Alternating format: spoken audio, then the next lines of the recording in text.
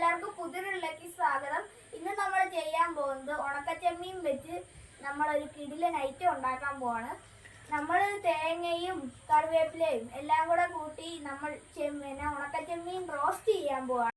ഈ വീഡിയോ ഇഷ്ടപ്പെട്ടാൽ ലൈക്ക് ചെയ്യുക, ഷെയർ ചെയ്യുക, സബ്സ്ക്രൈബ് കൂടെ ചെയ്യുക, ആ ബെല്ലൈക്കൺ നടത്തുക.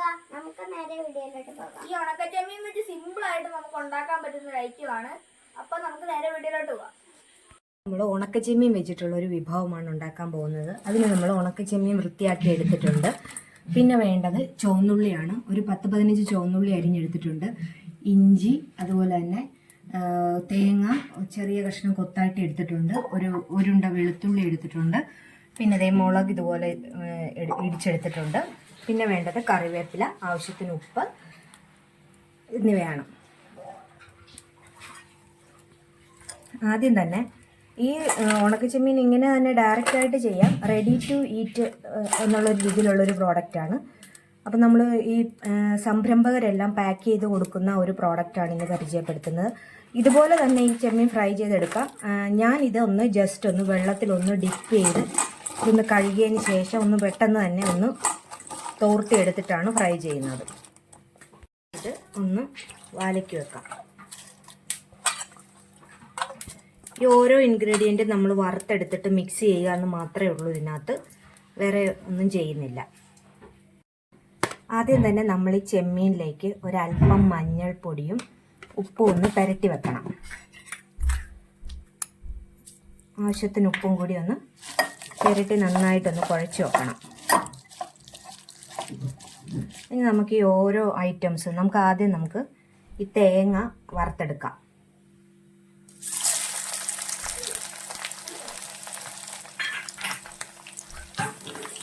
തേങ്ങ നമ്മൾ നന്നായിട്ട് മൂപ്പിച്ചിട്ടുണ്ട്. അത് നമുക്കൊരു പാത്രത്തിലോട്ട് മാറ്റാം.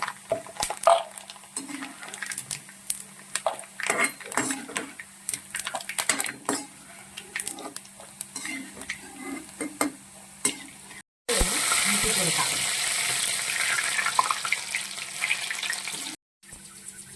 ഉപ്പായില്ല, ഇച്ചിരി കൂടി നന്നായിട്ട് കടിക്കുന്ന ഒരു പരുവത്തിന് മൂപ്പിച്ചെടുക്കണം. ഇത് ഈ വെളുത്തുള്ളിയും ഒരു പാത്രത്തിലോട്ട് തന്നെ, ഈ സെയിം പാത്രത്തിലോട്ട് തന്നെ നമുക്ക് കോരിയെടുക്കാം.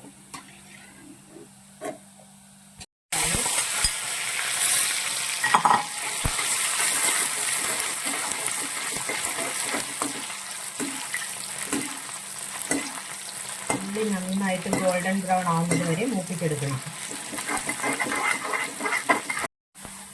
ഈ ഉള്ളി മൂത്ത് വരുന്ന സമയത്ത് നമുക്കിതിലേക്ക് ഈ നമ്മൾ എടുത്ത് വെച്ചിരിക്കുന്ന മുളകും കൂടി ചേർക്കാം. മുളകൊന്ന് മൂത്തതിന് ശേഷം ഇടാവുള്ളൂ, അല്ലെങ്കിൽ മുളക് കരിഞ്ഞു പോകും.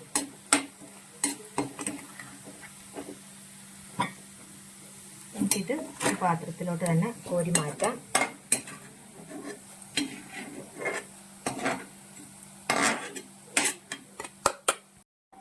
നമുക്കിതിലേക്ക് കറിവേപ്പില ഇടാം.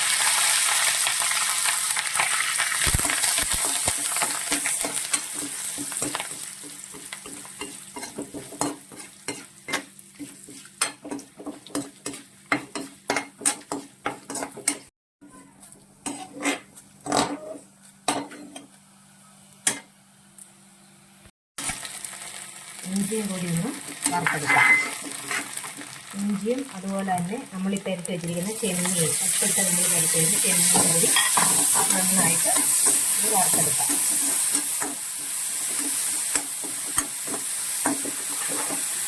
ചെമ്മീനും കൂടി ഇതിലോട്ട് മാറ്റാം.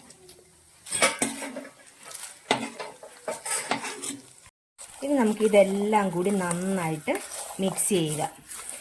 നല്ല ടേസ്റ്റാണ്. ഇതെല്ലാവരും ഇത് ഒന്ന് ചെയ്തു നോക്കണം. നല്ല അടിപൊളിയായിട്ട് നല്ല ടേസ്റ്റിൽ നമുക്ക് ചെമ്മീൻ ചെയ്തെടുക്കാൻ പറ്റും. നല്ല അടിപൊളി ചെമ്മീൻ റോസ്റ്റാണ്. ഉണ്ടോ? എല്ലാം കൂടി മിക്സ് ചെയ്ത് വരുമ്പോഴേക്കും അതിനകത്തൊരു പ്രത്യേക കണ്ടോ